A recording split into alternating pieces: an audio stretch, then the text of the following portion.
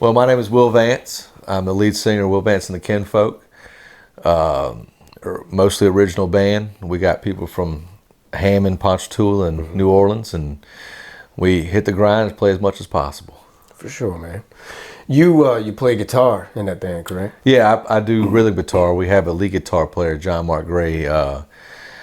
Everybody in the band and the Kinfolk is super talented. So I try to surround myself with people who are more talented than me, hoping something will run off. Yeah. And it's hadn't rubbed off completely yet, but there's some super talented guys and cool cats in the Kinfolk. John Mark is the guitar player, Ule Otlock in saxophone, Steph August trombone, Chad Carlisle on keys, Michael Gray on bass, and Adam Hughes on drums. Gotta give them all a shout out. Yeah, definitely. I'm glad you did. Uli Adlock, he was a supporter early on of New Orleans Musicians.com, and he was an interview that I did early on.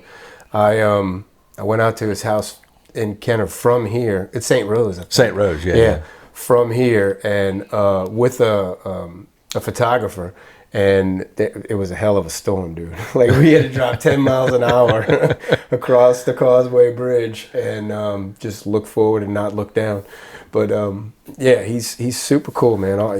He's a cool cat. Open to anything, and a really good guy. A good and talented at everything he does. Really? He's modest, but he's talented at everything he does. Yeah. He is modest, right? Yeah, he's very wise and humble, yeah. Well, that's cool, man. You live in Hammond right now, correct? That's correct. But before we started recording, you were telling me about living all over. Where did you start out as a child? Where were you living? Born and raised just north of Hammond, about 15, 20 miles in Amite, Louisiana. Okay. Little small town. My graduating class was 103. Right. Many moons ago. Yeah. But grew up on a dead-end dirt road. A lot of times being like Tom Sawyer and Huck Finn, me and my brother and a few other friends that grew up in the area, building tree houses and forts and fishing and hunting and being heathens, for lack of a better word. That's the good stuff. Oh, right? yeah. They're just running amok. Yeah. Did you have anybody around you that was like your friends or an older brother or a neighbor that was playing music? Like, what started you focusing on music? My grandpa on my dad's side played. Okay. And one of my uncles on my mom's side played. So anytime there was a family get-together, whether it was Christmas or Thanksgiving or whatever, one of them two would pull out the guitar.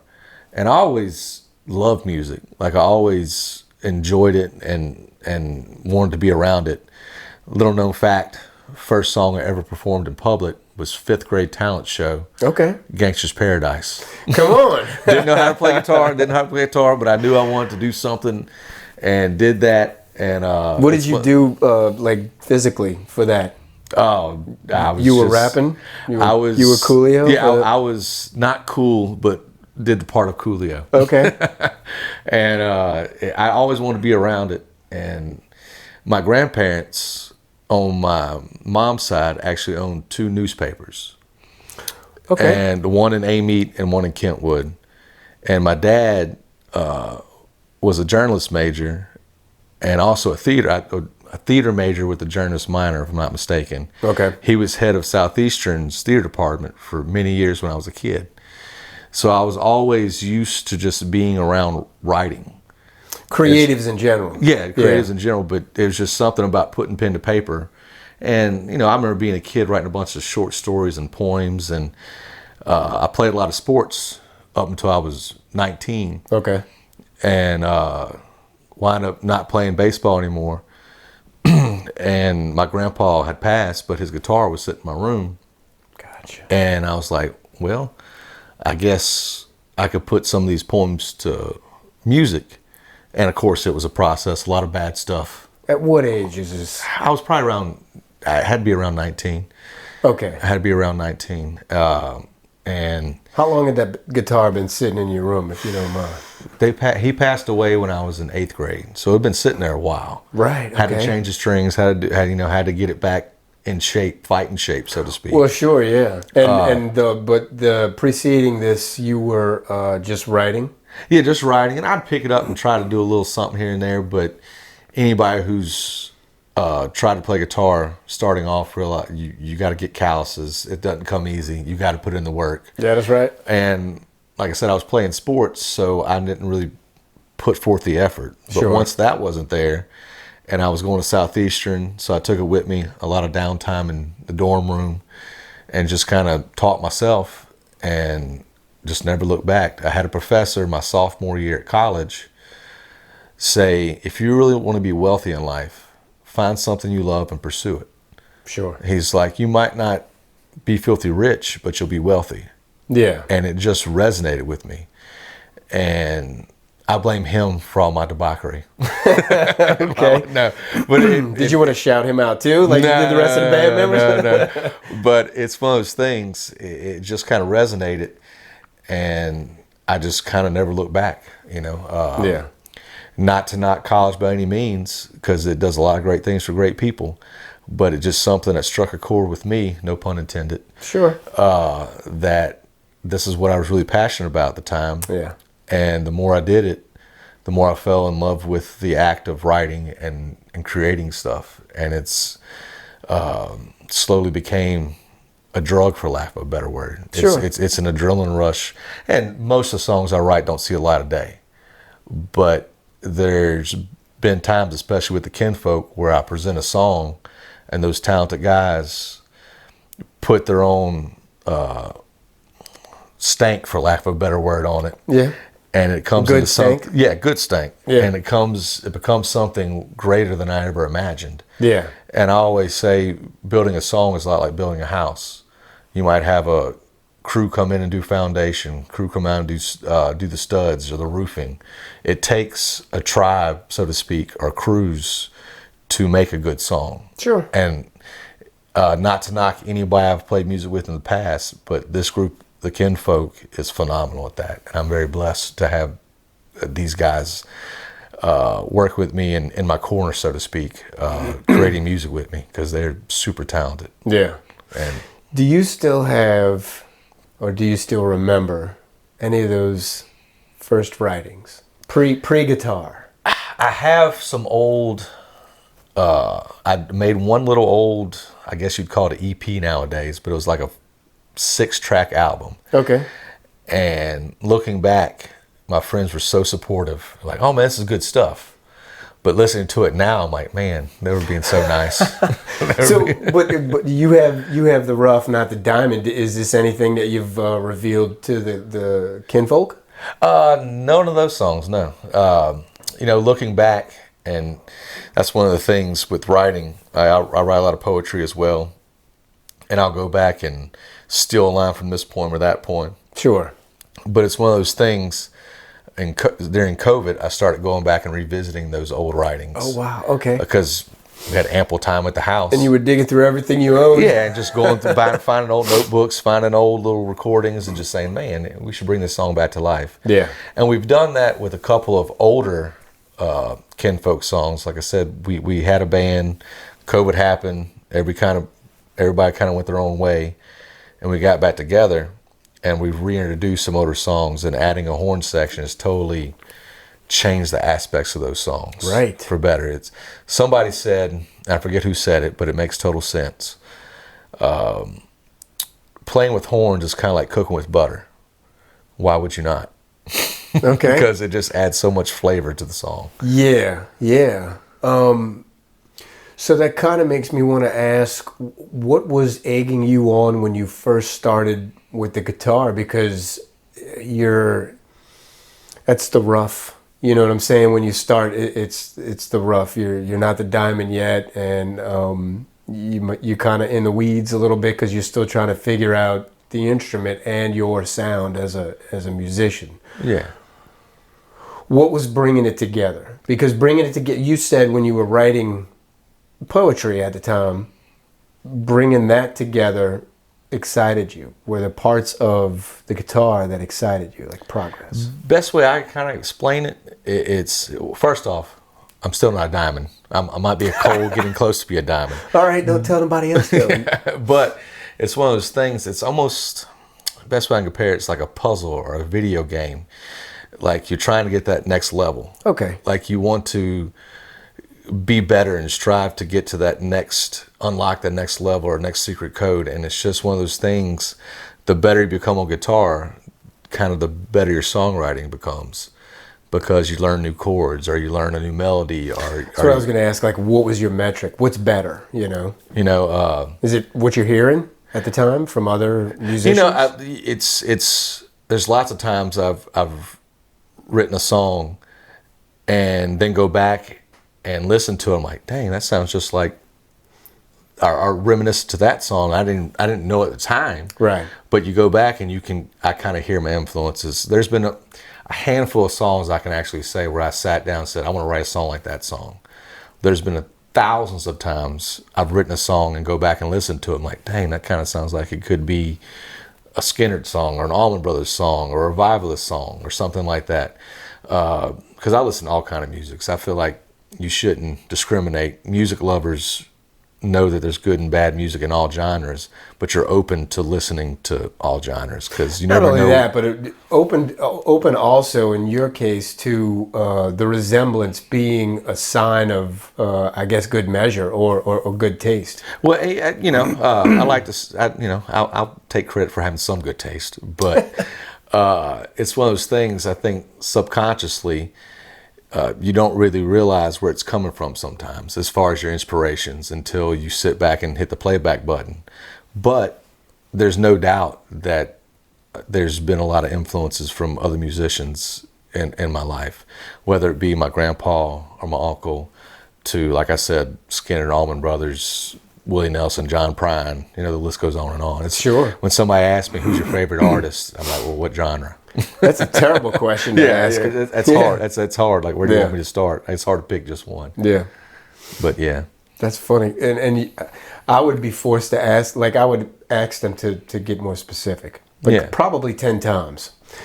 Even after the first specification, go on further because how could you? You know what I'm saying? That's what I'm saying. I feel like you're cutting some of your babies out. You know what I'm saying? Give me a genre and I'll tell you my top 5. Exactly. Give me an era and I'll tell you my top 5. Or that. Yeah, exactly.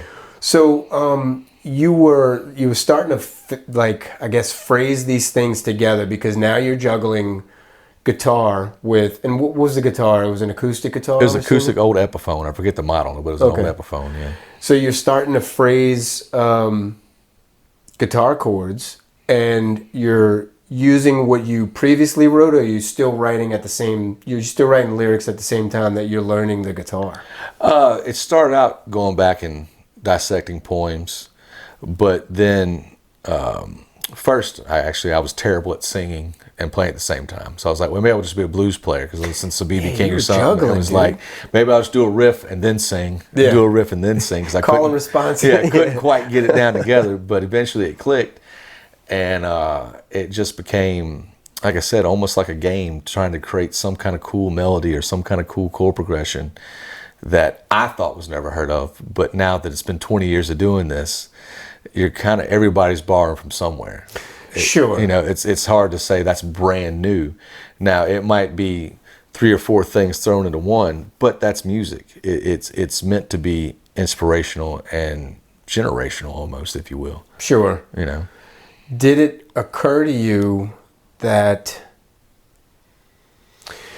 I guess because you bring up the idea that when you reflect on some of the songs, you found that you sounded like some of the people that you looked up to and admired, which was an encouraging thing, right? Yeah, I mean, not to sound like I'm tooting my own horn or anything, because Lord knows I have still a lot of work to do, but it's subconsciously you realize how much those artists have an effect on you when you try to write. Sure. And it's not like you sit down and say, I'm going to try to sound like so-and-so.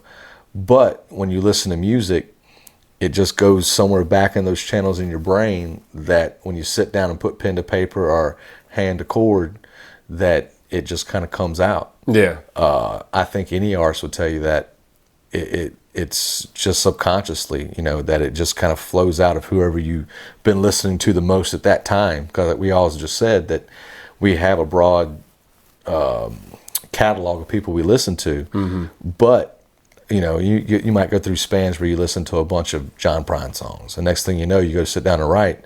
It's like, dang, that kind of sounds like a John Prine song. Yeah. Or, pick some by Allman Brothers, whoever it may be. So they do influence of you. Not that you sit down and try to force that influence, but they're there, if that makes any sense. Sure. I kind of feel like take Dreams, for instance. We go throughout our lives and we absorb so many things, such to where like you wouldn't even be able to recollect some of the things that you pick up from a picture on the wall in the building that you just left, or contents of a drawer that you were rummaging through, things like this, or sounds on the radio that are in the background, things like this.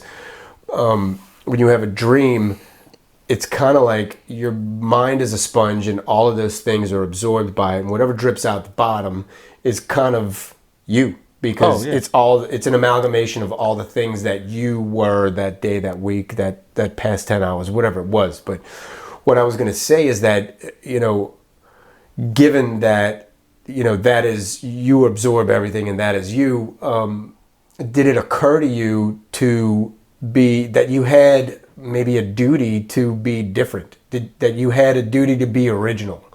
Well, that's one thing, being brought up with a bunch of creative people. I feel like I've always loved storytelling, or people kind of say that 3 chords in the truth type thing. Right. Like, I always find there's beauty in simplicity, to whereas there are some very technical songs out there that I like. I'm not saying that, but at the same time, when somebody can take a saying that me and you might say every day and turn into something that gives you chills, there's beauty in that. Okay. And that's the kind of thing I get thrills out of, taking a common saying but spinning it away where it resonates more, if that makes any sense. Understood, yeah.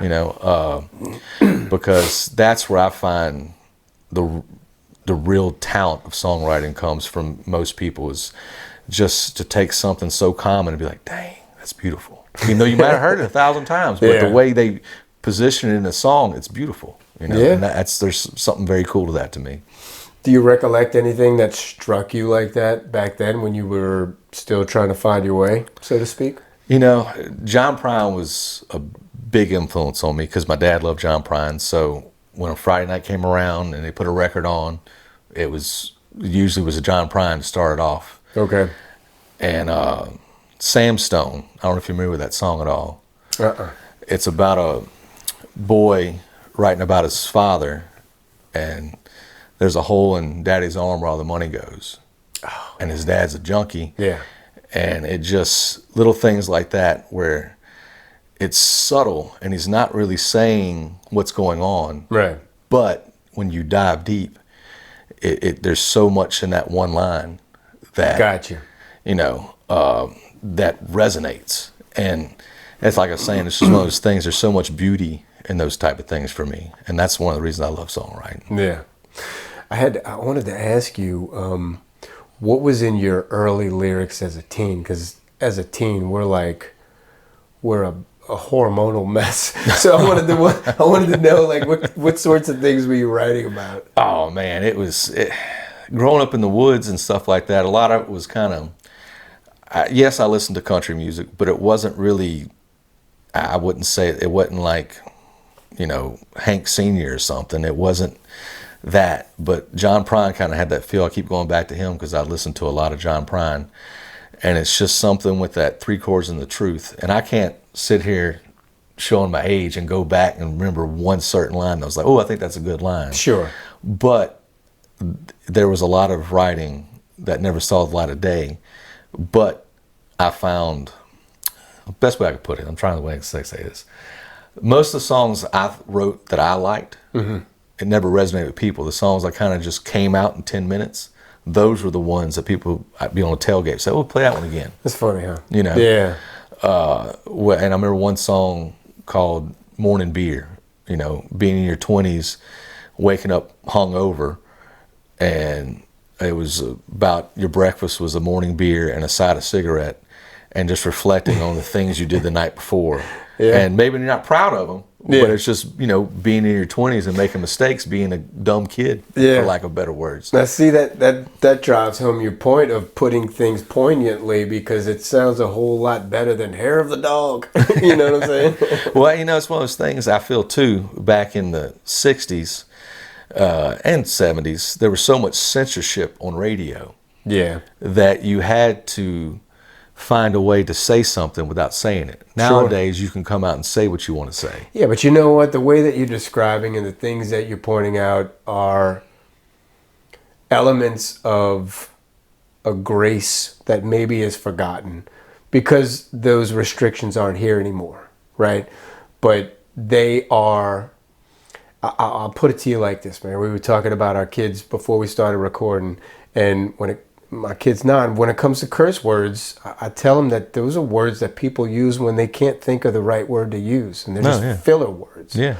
So the ways of depicting things that you're talking about, free of censorship, that's what that is to me.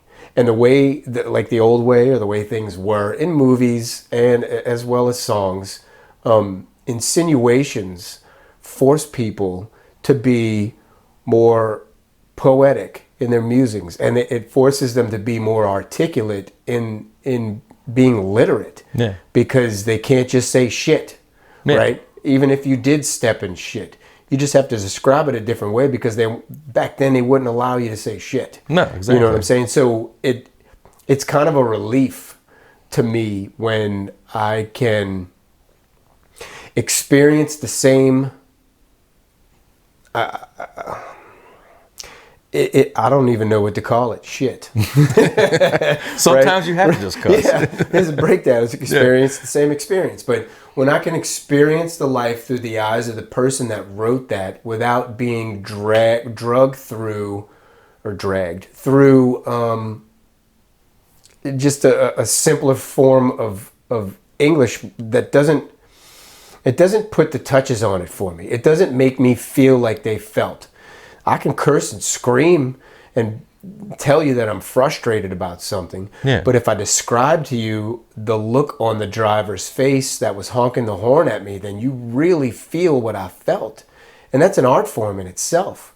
So I think it was like really a valuable time in your life that you started forming verbally your voice before you started forming sonically your voice, because then you had the content, right? Yeah. You can do the 3 chords, but you have to describe the truth very well. So I think that it worked in your favor. You know what I mean? Well, I'd like to think so as well, but I will say you're probably the first person in my 40 years of life that have looked at me and said grace. Yeah, right. Well, but no, it's one of those things, and I feel like there is a beauty in simplicity, like I've said before, and when I say simplicity, it's one of those things of just breaking it down. Yeah. And, painting with a pen, so to speak.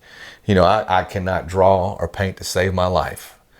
But if you talk about the blue skies or the green grass, somebody can listen to that song and picture that. Yeah. So if you go into detail with your words as much as possible that fits the melody, then you're fitting a whole story in 3 minutes without, like I said, getting too wordy. You got to time that right, so to speak. And that's one thing. I'm not saying I'm perfect at it by any means, because Lord knows I'm not.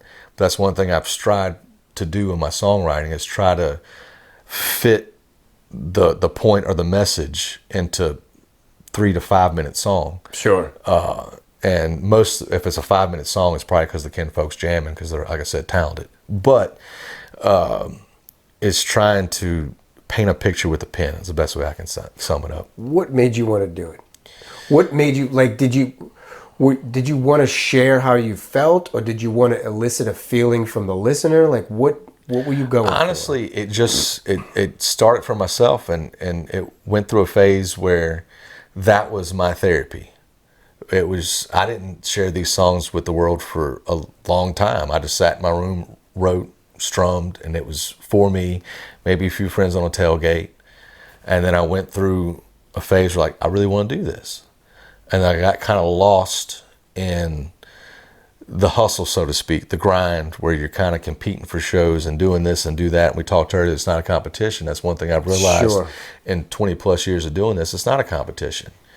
And COVID, when the world shut down, kind of made me slow down and realize that it's not about the external things. Don't get me wrong. Yes, when somebody comes up after a show saying, hey man, that song meant something to me.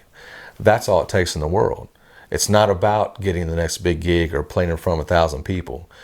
But if you resonate with one person and they go buy that song or want to listen to that song continuously, that's what music's about for me. Sure. You know, it's about speaking to people through song. And that's one thing I feel like as humans, we all might like different genres, but I'm suspect if somebody says I listen to no music. No matter what, I don't care what genre you listen to, but if you're like, I don't listen to music, that's suspect to me. That's suspect. Yes, it is. You know, like everybody's got some kind of music that speaks to them and moves them. You know, music's one of those few things that can make you run through a wall or make you cry. I feel like there's three things that touch the soul. Love, obviously, food, and music. There's three things that, you know, there's something about hugging a loved one where you get this warmth, or biting into a delicious piece of boudin that just fills you with warmth, and music does that too. You know, that's the three things in life that I feel like brings people joy more than anything else. Yeah. You know, and I'm from South Louisiana, so maybe I'm biased, but that's the keys to life in my opinion. Yeah, that's awesome. Love, food, and music.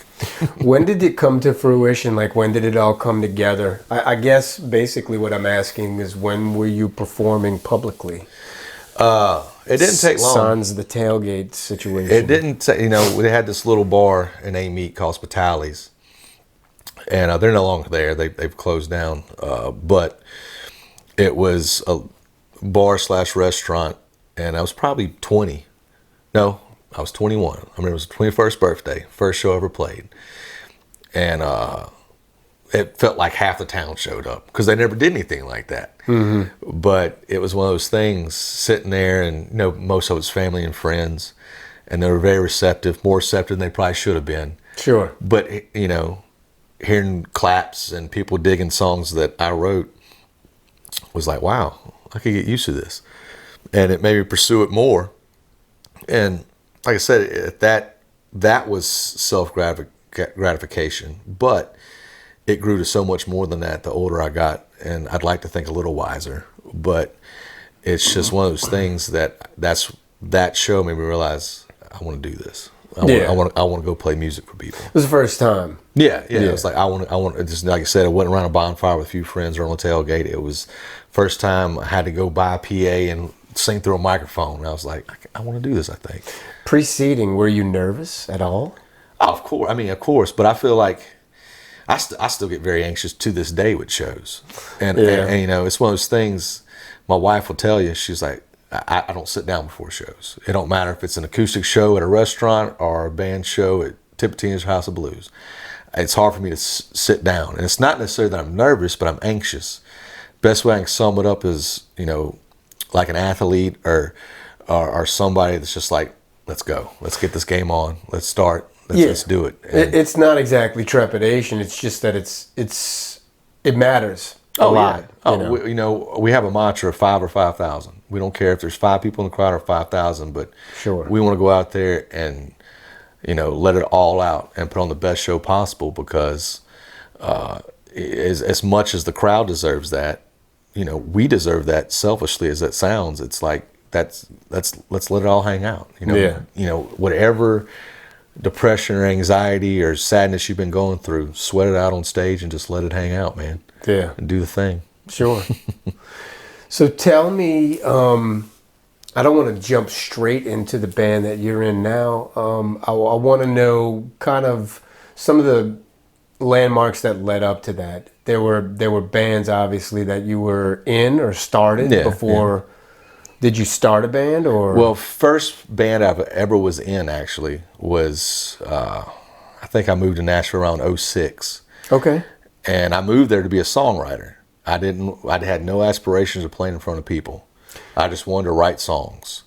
But being up there, I realized that's more of a niche market to get into writing songs. And if I wanted to eat while I was up there, I better start go busking and playing in front of people. So me and a roommate, Logan Mize, started a band called Dirt Road Legends. Okay. I know it's an epic name. It sounds like you're going places. But it was kind of like, it was back when Brooks and Dunn was big and Montgomery Gentry just came out, and we were in Nashville, so we're kind of doing this back and forth lead singer thing. That's the first band I was ever in. And we only played, I think, 3 shows. Mm-hmm. And then it kind of dissolved because in Nashville, everybody's in 10 bands. But see, and you and I were talking about it before we started recording. Moving to Nashville to make your debut is, that's rough. That's like, I'm an idiot. No, not at all. I mean, I followed whatever we talked about with the fact that Taylor Nada. Yeah. I interviewed. He did the same thing. Well, it's one of those things. You go to the epicenter to see what it's all about and make your contribution, but you can't expect to be heard. No, it's one of those things. At least in Nashville, New Orleans, the same way. You go with those music meccas. It's going to make you do 2 things: sit down and get better, or go home and quit. Sure, because everybody's good, and I loved it because it's one of those things. You go on a open mic night or go down to the local bar on Nashville 2nd Broadway where there's all the cover bands playing, but they're phenomenal musicians. Yeah. You might sit there and watch how this guy plays this song or sings this song or does whatever, but it inspired me. I keep going back to the athlete thing because that's all I knew for 19 years. But it's one of those things where it's kind of like, all right, I want to be that good. Or you just crumble up and say I don't. And it's one of those things, bullheaded, foolish, or romantic, whatever you want to call it. Competitive. But if I do something, I'm going to do it all the way. Sure. I try not to half-ass it, throwing a cuss word out there. Yeah. Because I don't know how else to say it. But if I'm going to do something, I'm going to give it 110%. One thing my dad always taught me was whether you're digging ditches or building bridges, take pride in what you do and do it 110%. Yeah. So whether dreams of grandeur were there or not, I still want to give my best every time I play in front of somebody, because it's just that's what a musician should do. Yeah, well, you do what you have to do on stage so that when you're leaving the stage, you feel good about yourself. Oh, yeah. And there's times I leave the stage, especially a 3-hour set, where you're just absolutely drained and soaking, but there's a high to that cannot be duplicated. When the crowd is receptive and feeling it, there's some kind of high, or I hate to say high, but I don't know how else to say it, where that just cannot be duplicated when you just poured everything out and those people felt it, whether it's, like I said, 5 or 5,000, but they all felt it. Sure. You can totally feel the energy of a room when you're up there doing that. And that's one of those things that you kind of get addicted to, if that makes any sense. Yeah. And I mean that in the best way possible, because it's an endorphin release where you just like, man, I just let it all hang out and they felt it. Yeah. And there's something to that where you just connect with people, and that's what I love about it. Yeah, I'm sure there's an elation to making a connection, because you sit in private and you craft this message of emotion, which are things that we experience privately. Yeah. Right. And there's no way to. You couldn't walk up to someone and ask them to tell you how they felt when they lost a family member or, had an unfortunate event that they were embarrassed about. You couldn't ask that of anyone. You wouldn't. No. But to deliver a message of your own experience and then kind of revel for a moment in the reaction that you get from them, which is born out of them being able to relate to that message, having experienced it themselves. It's like an unspoken agreement between bond, two. It's almost like a bond, because definitely to create something, like you said, in your own room or in your own space whether it be by myself or with the guys in the band. Yeah. But to go play a show and have somebody come to you and say, man, that song reminded me of my uncle or my grandpa or my friend or you know, something I went through. Yeah. And it's just something magic to that. Yeah. It's just something almost spiritual. Like, I hate to get too philosophical, but there's just something powerful about that. Yeah. And I've been lucky enough to have that happen a few times. And it usually happens where I'm going to the show where I'm like, man, I'm just not feeling it, or I'm getting tired of the song and dance. Yeah. You know, I'm getting tired of the whole rat race. And then somebody comes up after a show and says that, and it's like, you know, they're telling me how much it meant to them, but they have no clue how much that meant to me. Yeah. You know, to keep me going and let me know that I'm doing something right. Might not be doing everything right, but doing something right in that aspect. And that's, you know, that's all the gratification that I truly need. Money's nice. We all like money. Yeah. But there's something to that keeps you hungry and keeps you going. And that's one of those things, that's the best way I can explain it as far as keeping me going. Yeah. You, so bring us to when you put out your first recorded work. Well, that was interesting. Like I said, I think it was 5 songs that I just been playing with for a while. I went to, it was Dr. Ted's Music back in the day in Hammond. And they had a booth about the size of that piano. Okay. With one microphone, enough room for me and my guitar. I remember I kept hitting the wall with the neck on the guitar. But it's just one of those things, I just felt like I had to put it out there. You know, after playing a few shows live and this and that, it was just like, well, you got these songs, put them out there and see what happens. And by no means did I quit my day job, but it was just nice. It was almost like going to therapy. Like, you unload this stuff. It's nice to just put it out there for the world. You know, like I said, it doesn't need to go platinum or even aluminum. What year are we talking? It had to be... And how old were you? I was 21, so it had to be 04, 05-ish, somewhere around that lane. Yeah, I'm old now, so all the years. So wait a minute, that's so in the same year you performed for the first time publicly and recorded this? Pretty much, and then a year later I moved to Nashville. So it's just kind of one of those things, like I said, as bullheaded or as stubborn or whatever you want to call it. Radical.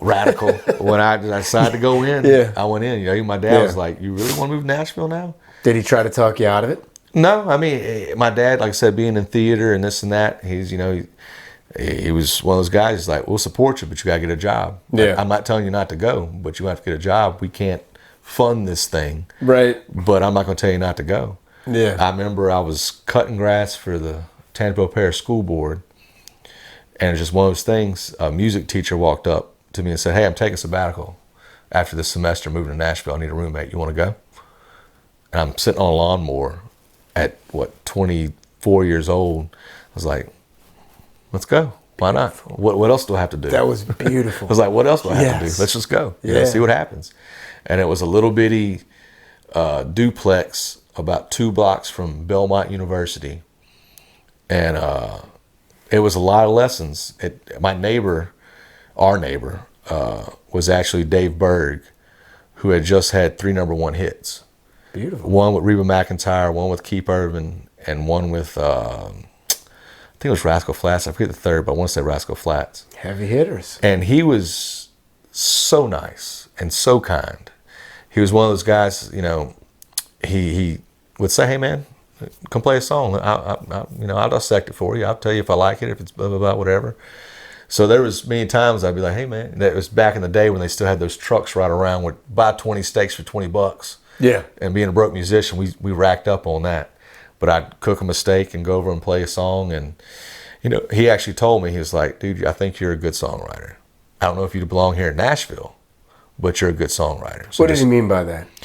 Because in Nashville, there's a system. You know, they have figured out certain BPMs, certain key, certain melody. Specific things are palatable to them. It became songwriting's a machine in Nashville as far as getting it on the radio. Like, there's a format.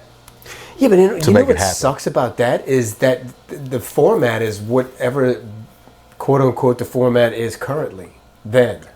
So if it hasn't changed much. Well, really? Because what I was going to offer is that if you're one of the people that are breaking the mold, so to speak, then you don't fit in that format. Well, but you still are of value in a songwriter sense. I will say the game has changed. As the format, the sounds of the songs might have changed, but there was always a format, as so to speak, as chord structure.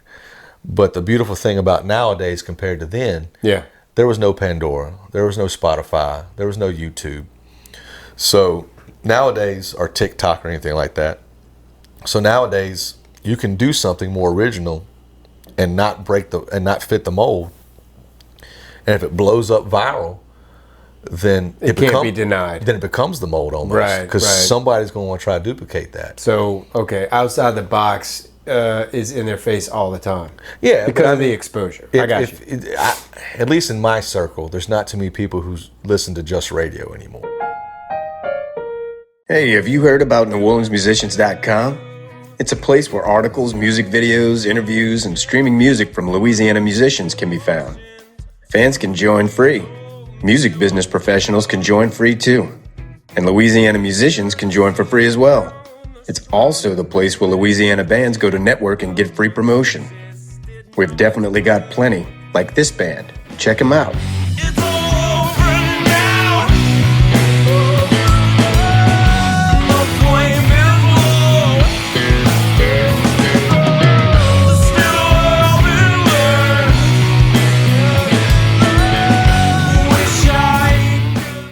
Yeah. Everybody's got their own streaming platform or where they go to find their music.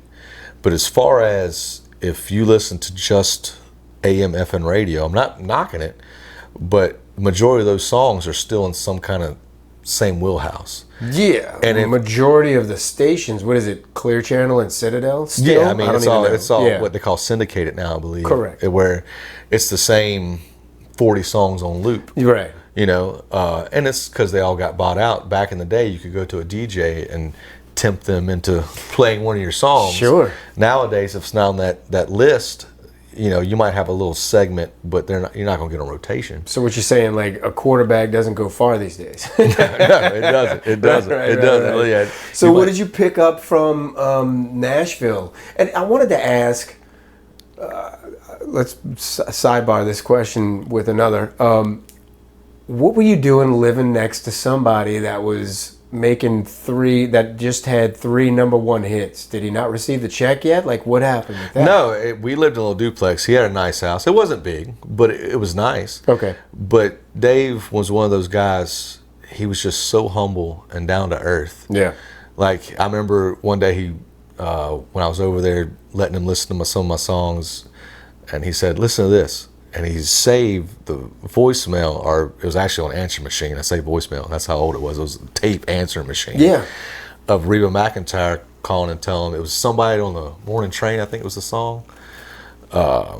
Just saying how beautiful the song was and thank you for letting me cut it. But wow. he and we've talked a few times through social media throughout the years. It's one of those things. I don't want to bug him or bother him. Sure. But he's just one of those gems that's so down to earth and humble. You wouldn't, if you walked in here right now, you had no idea.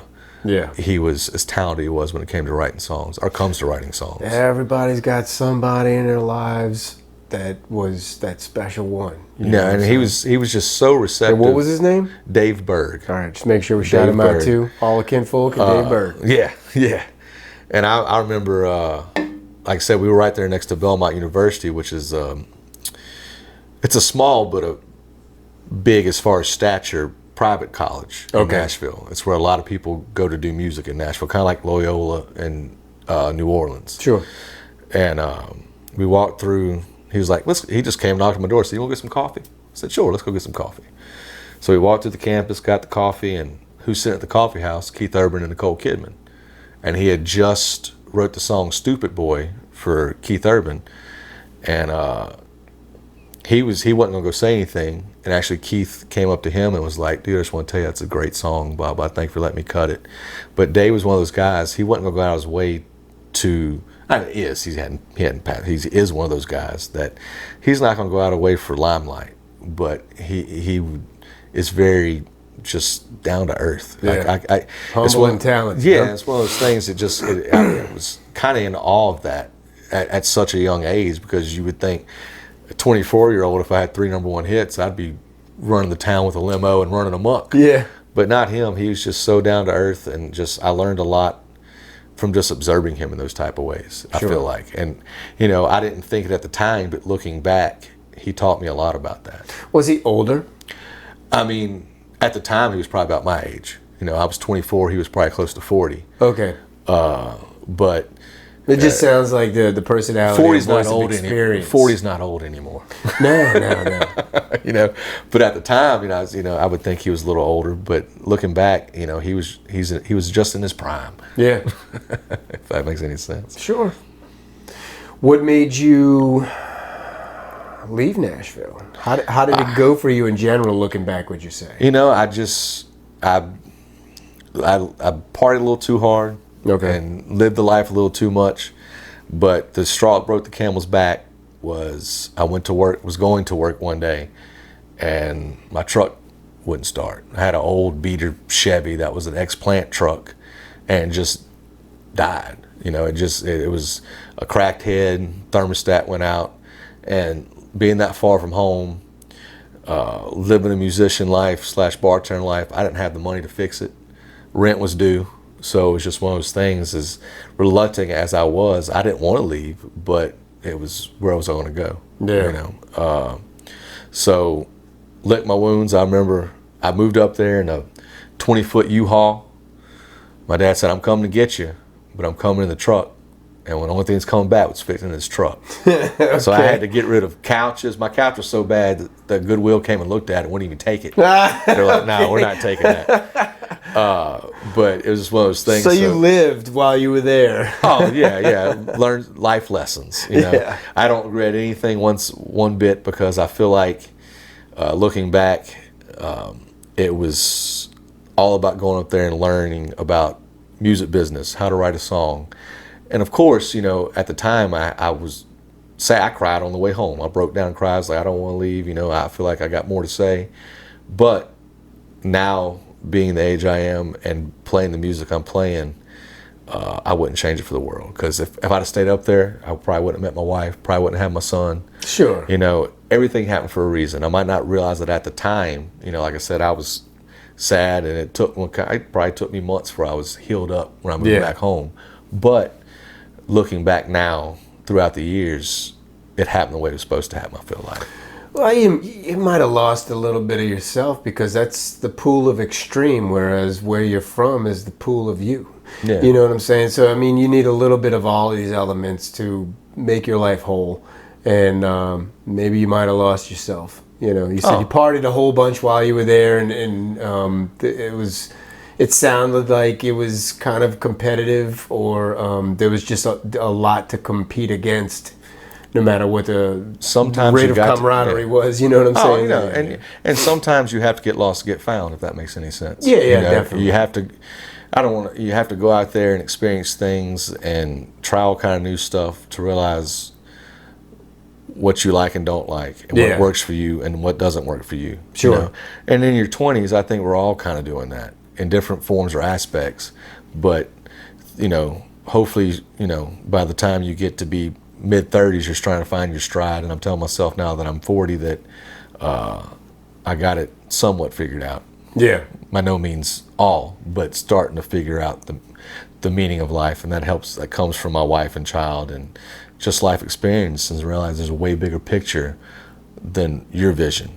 Not only that, I would suggest that the lyrics you wrote when you were first writing lyrics as a teen they didn't have as much depth to them, or hindsight, or experience 100%. in between the lines as what you have out now. 100%. There might have been a couple songs that were deeper than expected, but majority of those songs, especially being in Nashville, were like Friday nights or Saturday nights. Like I said, the Morning Beer song, or Why Can't Every Day Be Saturday Night, and just kind of doing what you were doing at the time. But now Not as much depth. to Yeah, things. and now Yeah. it's more about the bigger picture and facts of life, so to speak, that I've learned to be facts of life. See, I feel like that's where the one-liners are born from, if you want to call it that. The poignant statements, Yeah. if you will. I feel like that's the place where those are born from, as opposed. I mean, like if you listen to any kind of dance music or rap music, they'll say, you need at least one club banger on your album, right? Yeah. Well, that's your morning beer, right? But you were living that, so you were full of club bangers, and you can't make an album out of club bangers. Those are just the cherries on top for the radio play, yeah. right? So at least you have this to draw from, culminating in years of experience, Yeah. a little bit of that and a little bit more of coming back home, Did Yeah. you feel like you had to start all over again? Did you feel like it was the end of the world when you returned home? Did you feel failed? I did feel failed, and I felt like I failed myself. I felt like I let my family down, but looking back, they could care less. They just wanted me to be happy. Sure. And looking back at failing myself, I think it was just a life lesson that I had to learn. Yeah. It was no failure at all. At the time, it felt like failure. But looking back, it was something that I had to go through to learn, not only about life, but music too. But it was just something that you had to go through. I think Big Daddy O wrote this song, you can't go around what you got to go through. Sometimes you just have to go through a certain situation to actually learn and see something. We can all speculate about what I do in this situation, but till you actually go through it, you don't know what you would do. Yeah. And of course I was sad and humbled to say, but it was something that I feel like needed to happen looking back. I needed that kick in the butt, kick to the gut, whatever you want to say. But you know what? You weren't arrogant, right? You were just you were. I was just sad. I'm my hardest critic. I was beating myself. Well, sure. up. A lot of people are. I'd venture to say creatives are the worst about that. But you weren't an arrogant ass while you were up there. Like, you remained humble and you gave it your best shot. And like I pointed out, like, you moved into the shark's den to try to be the biggest piece of meat you could, and it doesn't always work out. Some people somehow scathe death, but So I'm sure you don't hold yourself to those same measures now. Like, you look back and you feel like you had to go through, and you understand why you failed. Is that? Oh yeah, I wouldn't. Like I said, I wouldn't necessarily call it failure, but I understand now that sometimes you have to go get a gut check. Yeah. You have to put in your place. Yeah. You have to get put in your place to realize you're not the biggest fish in the sea. Yeah. This world's not about you. Like, it's about experiences and learning. We all can go through stuff, but if we never learn through those experiences, what the hell are we doing? Yeah. Like, you have to be able to sit back. It might suck at the time, but at least, a week, a month, a year, be able to look back and say, what did I learn from that? Because if you can't do that, then you're never going to progress as a human, much less anything else. The catalog, and what is it at this point that you're moving back home? Your catalog of work. And the reason I ask is because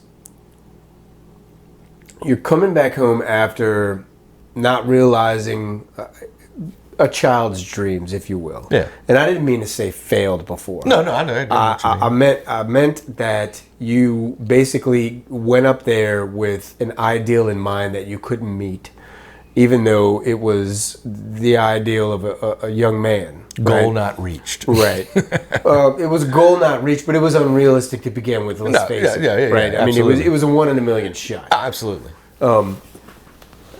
No disrespect. No, but so you come back home. What does that do to your works? What does it do to you writing?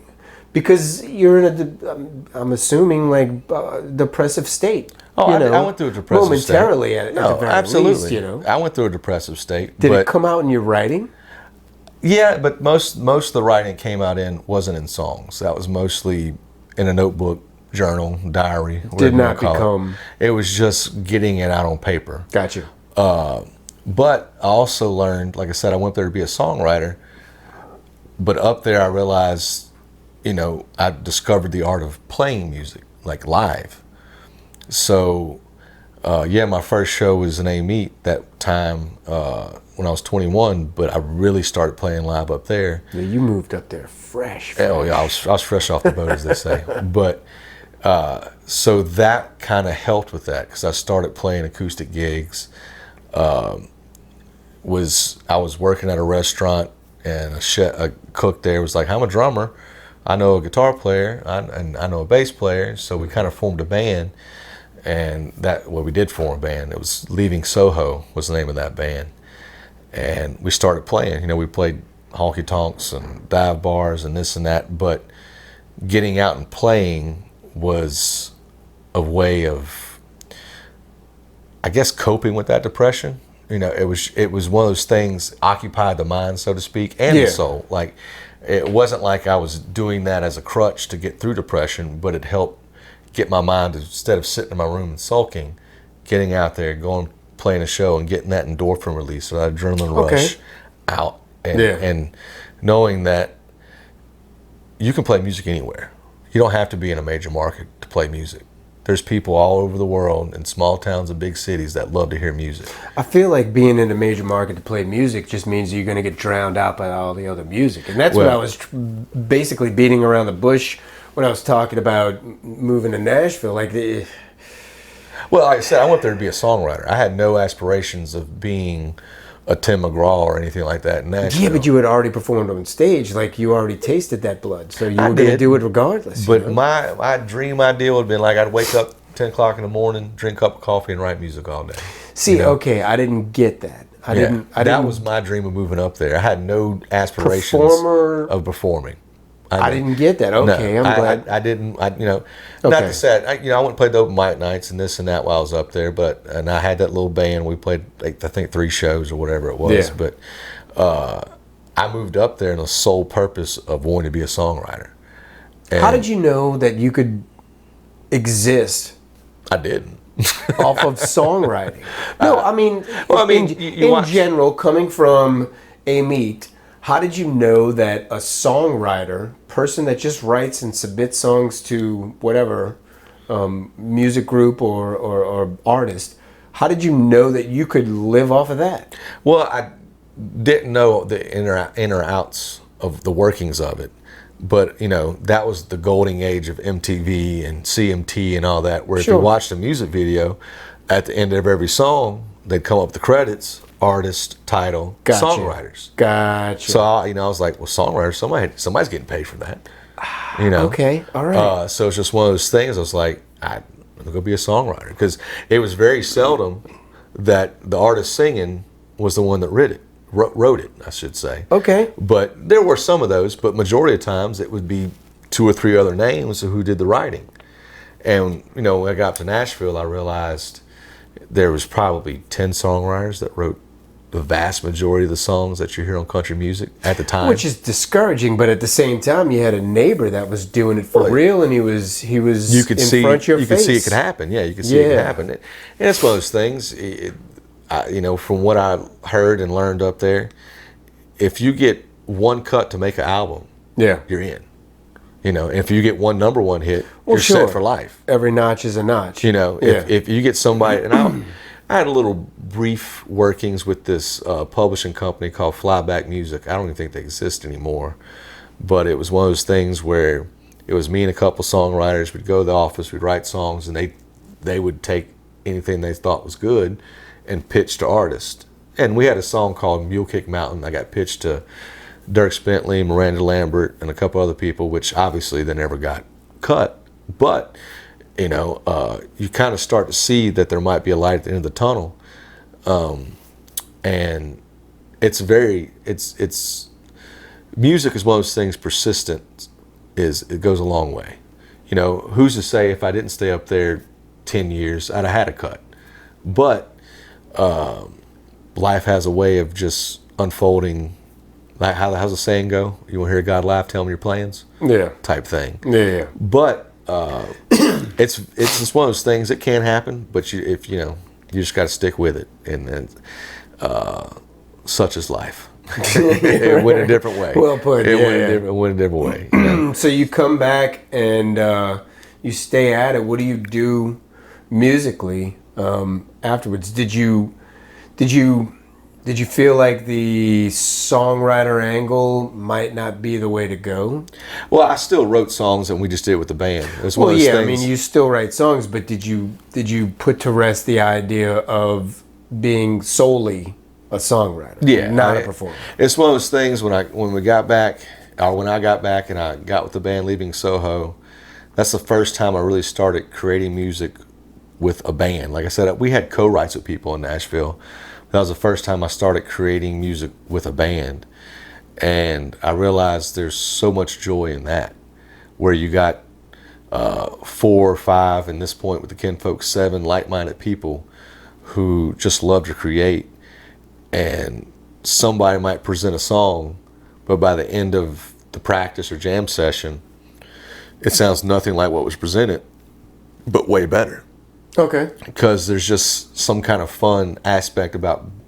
Now, you have to have people that are like-minded that don't get their feelings hurt when somebody says, that sounds like crap, don't do that.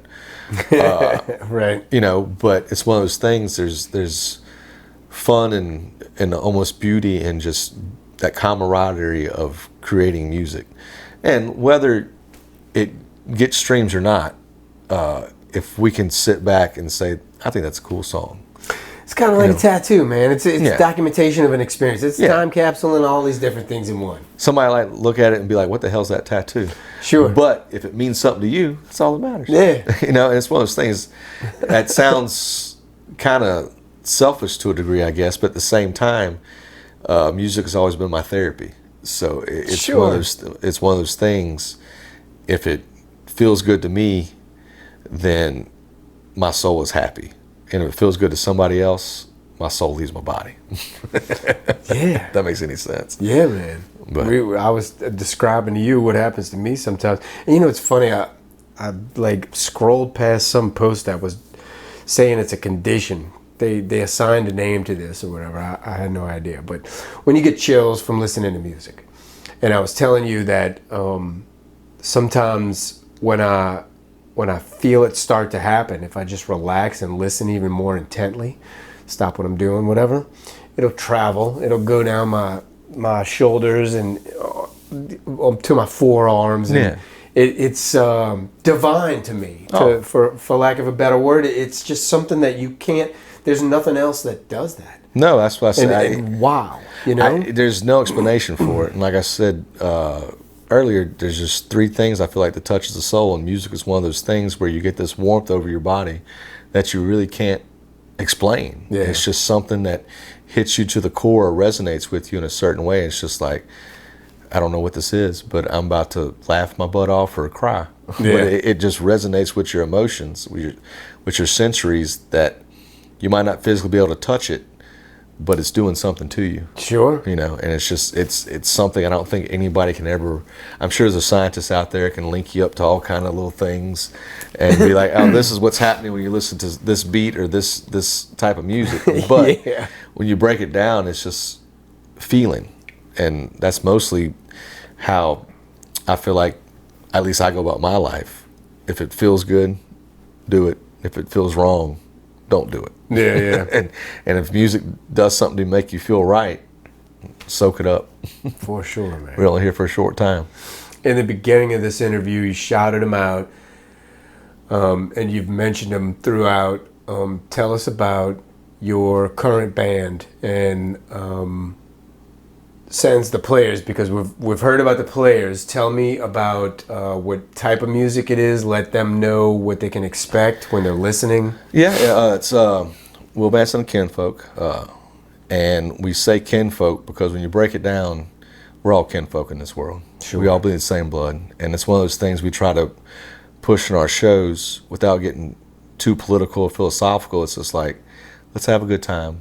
Let's treat everybody like we want to be treated. Yeah. Despite who you believe in or what you believe in, the only rule that really matters is the golden rule, and treat people accordingly.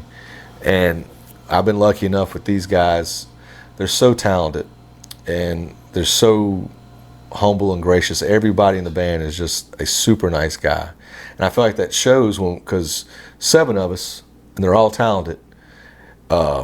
Not everybody solos every song. We do got a few of those where everybody gets a little taste, but it comes out and it's just, the best way I could say is Southern soul or Bayou soul or rockin' soul, because it's got Louisiana flavor, but it's just soulful. That's the best way I can sum it up. I'm not a technically classically trained singer, but I try to make people feel what I'm saying when I sing it. And I feel like each of those guys with those instruments do the same thing. Yeah. You know, it's about passion and letting loose and just letting your emotions shine through your instrument. And that's just what we kind of try to do every song and every show. Yeah. Now, of course, we're human. There's some flubs here and there, but that's few and far between. And most of the times, we're the only ones that notice it.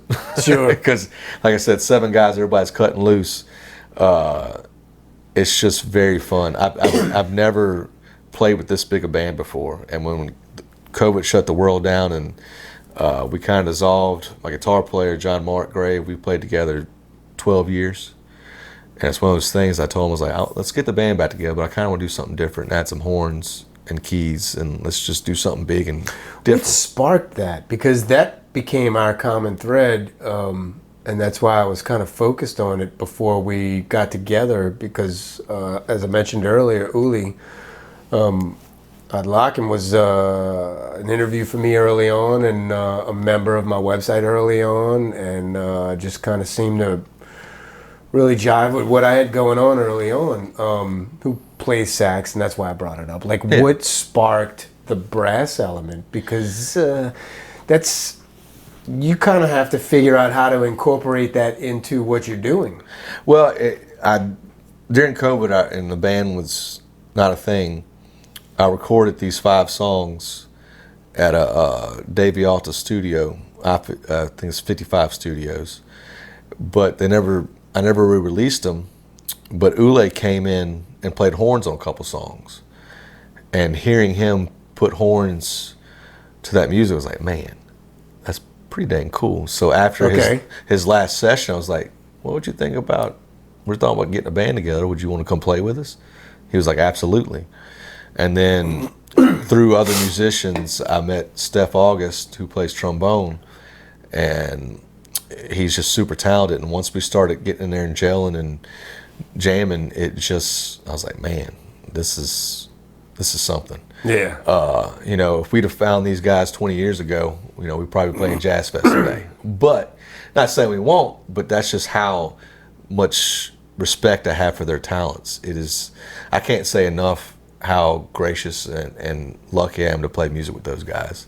You know, my name might be out front, and I might write the majority of the lyrics, but those songs are brought to life by all those guys. Sure. You know, me playing them acoustically, sure, they might be okay, but they kick ass when they do their thing to them. Yeah. And of course, I'm biased, but those are just super talented guys, and I couldn't ask to play music with a better group of guys. Yeah, that's fantastic, man. Yeah. His thing, I recall talking to him, so, and I might get the chronology wrong, but when he was, let's say, roughly a teenager, all he knew was music on paper. Yeah. And I can't remember because it was, he was in another country at the time. Growing up in another country, and he was playing music. It was extracurricular. It wasn't like a school band, but it was basically... it was Norway. I believe that's right, yeah. Okay, in Norway, it was basically outside of school was the band that he was playing in, but it was similar to what we have in the States as a school band. Yeah. And it was all on paper. It was all pre-written. So when he got to improvise, it was like getting his wings. Oh, and he's still at this, he's got his little tablet notebook thing where when we're jamming, if we take a break, he's writing down his notations. That's beautiful. Of what he's doing. And we're all looking, because like I said, we're jamming, and Yeah. he's by far the smartest when it comes to music theory in the band, and I think everybody would tell you that. Steph's pretty good too, but I think everybody else would tell you that. So we're like, Ule, what we do in that song? What we just do? And he's like, well, we did this, and Yeah, because he's got it written down. Yeah, he's articulate and analytical, but he's still personable and enthusiastic, and it's what a lovely smorgasbord, right? Absolutely, it's beautiful. Absolutely, That's charcuterie awesome, board of music. Beautiful, That's what it is. yes. That's a fact. So, I gotta double back, man. I asked you to describe to everybody out there listening or watching what it is that y'all play or what your style of music is. And I don't like asking musicians what their genre is, because it's kind of like asking a musician to pigeonhole his music into whatever faculties exist. Would you mind playing any little thing for us? Yeah, sure. Okay. Let's see here. You want? Let's do one of the new ones, I reckon. That'll work. This is kind of what we're talking about, doing getting kicked around in life lessons. Yeah. It's called Good Dog. Okay.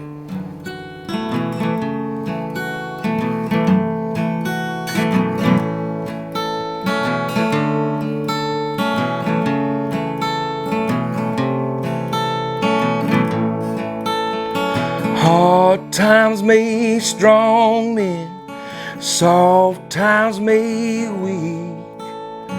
I must be tougher than the oldest oak tree, 'cause I've been going through all sorts of shit, but I've been pulling through all of it.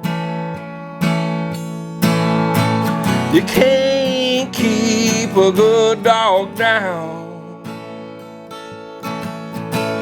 You can't keep a good dog down.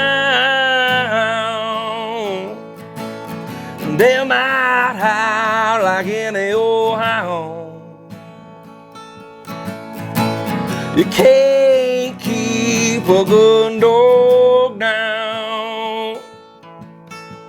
And I have seen some things that I can never tell, but I know this much: if you want to get to heaven, then you got to go through hell.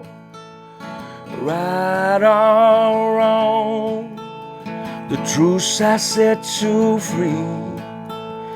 And I have learned in the darkest times you can still find beauty.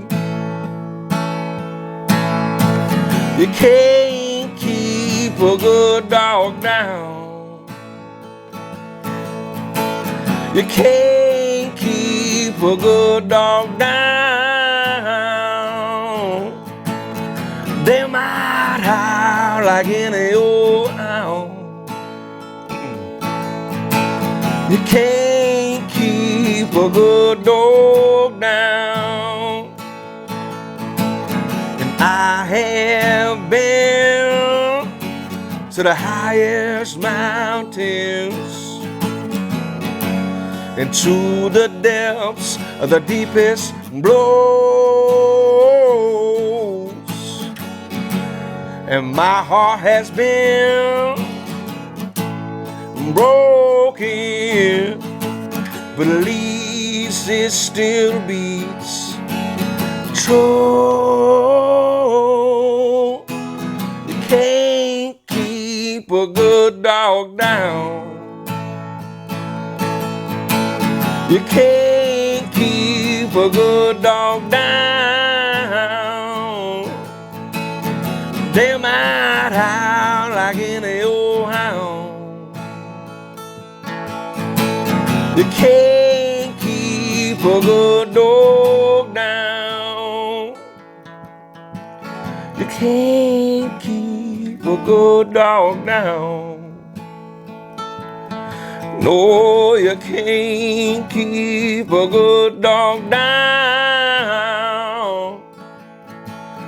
They might howl like any old hound. You can't keep a good dog down. Now there's some jamming with the solos, with the horns and stuff. Gorgeous, but I dude. cut it out Thank a you little so bit. much. No, man. Thank you for having me, man. Fuck, that was great. Oh, well, thank you, man. Thank you, brother. Thank you. But yeah, about getting kicked and not staying down. Yeah.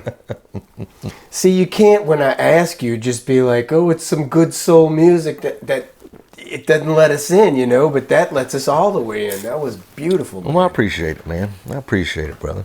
Good Lord. Cheers. I'm like, don't cry, man. Don't cheers, cry. man. Sometimes I get the tear, you know. I'm like, oh, Lord. That's all good, That was man. beautiful, man. Oh, thank you, man. Thank you.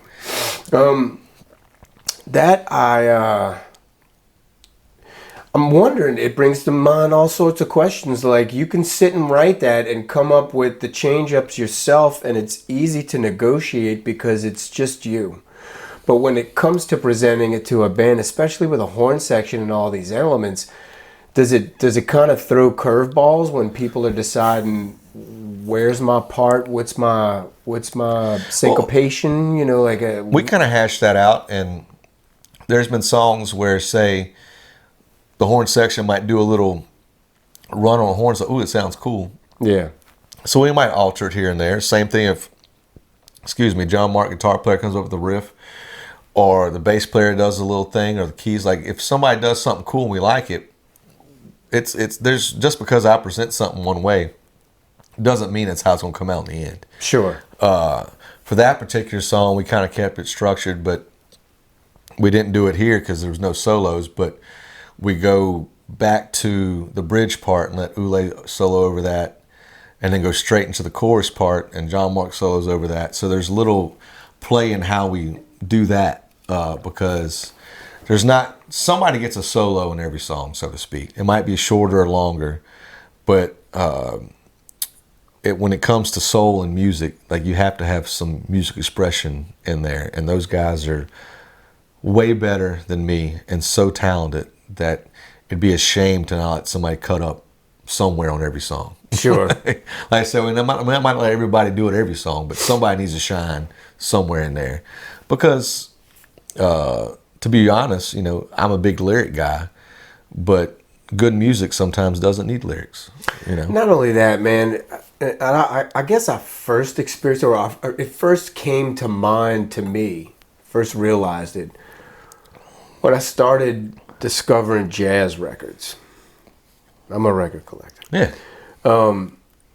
I found that they were really big on the solos, and it wasn't just a solo. It was each member got their own minute or so, because, I mean, jazz songs are typically longer in format, but each member got their own time to shine. They went around the table, everybody said what they had to say, and then they all fell back into the original thing, and I just thought that was the coolest shit ever. No. Now you find it in rock and roll, but like of our generation, the 80s and 90s rock, well, shit, by the 90s it might have been dead, but 80s rock, it was typically the guitarist who got the solo, right? Right. You didn't hear the drummer or the bassist getting their own solos. It was just they were born to the format, and that was it. But with jazz, and specifically for me, it was like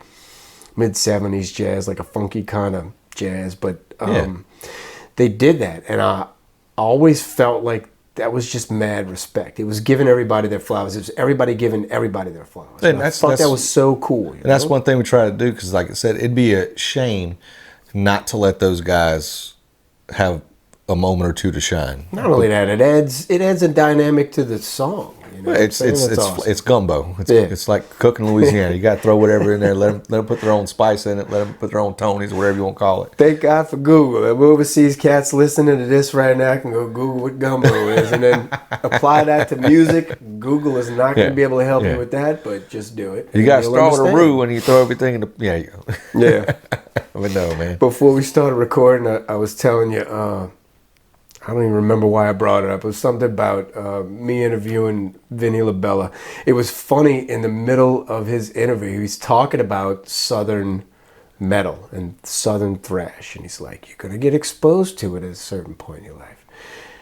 It's going to hurt a little bit when you get it. Yeah. And you're going to go through it, and then you're going to love it after that. And he just kind of, he put a funny twist on the fact that some elements of our culture are going to kind of smack people in the face when they first experience it. And then they're going to grow to love it. And that's one of them, like we were just talking about. Absolutely. And that's beautiful. Gumbo is delicious, by the way. Anything with a roux, I'm there. Oh, yeah. Oh, yeah. Low and slow, man. Tell us what we can expect upcoming. Well, we just recorded an EP at Marigny Studios in New Orleans. Nice. It's working on the mixing and mastering. We're not going to rush it, but hopefully within the next month or two, we'll have a single out. Yeah. We did 5 songs. We're going to release them all individually. And then at the end, we'll have a little EP party, wrap it up. But we Do you have got a spot in mind for the EP party? we'll wait until we get it mixed and mastered, and then we'll worry about booking somewhere. There's a few places in mind, but I don't want to say just yet. Right. But the next 2 shows we have are March 29th at Gnarly Barley and May 3rd at St. Joseph's Fair in Ponchatoula. We got a few other prospects in between there, but that's the 2 that are locked down right now. Okay. You can follow us on socials, Will Vance and the Kinfolk, Facebook, Look at Instagram. you all shouting out the digital. Before we got on camera and on the mic, this dude was cursing digigital. He's like, I gotta do all of this other shit. Gotta play the game. Yeah, Gotta play man. The game. Gotta play Yeah, the game. man. But no, if you think you like what you hear, just follow us and stay tuned, because hopefully we sign with a little booking agency, Florida Lee Booking. Once this EP's finished, they're gonna start pushing us. So hopefully, come summertime, fall, we'll be rocking and rolling pretty hard. Really? That's the end goal. That's the end goal. So it's ramping up. Yeah, we got to get this EP mixed and mastered and get it in the hands of the booking agent, and hopefully it'll, I say take off, but keep us busy, Yeah. I'm not trying to play 300 shows a year anymore, but if we can but I bet you try to quit your day job. But if I quit my day job, it'd be nice. Yeah, so. We'll like go they from say, there. man, you can't keep a good dog down, bro. No, man, no. But thanks for having me, man. Yeah, this has been awesome. No, thanks for having me, man. Thanks so much, Dave. Definitely. Yeah, man. All right, cool. Cool, man.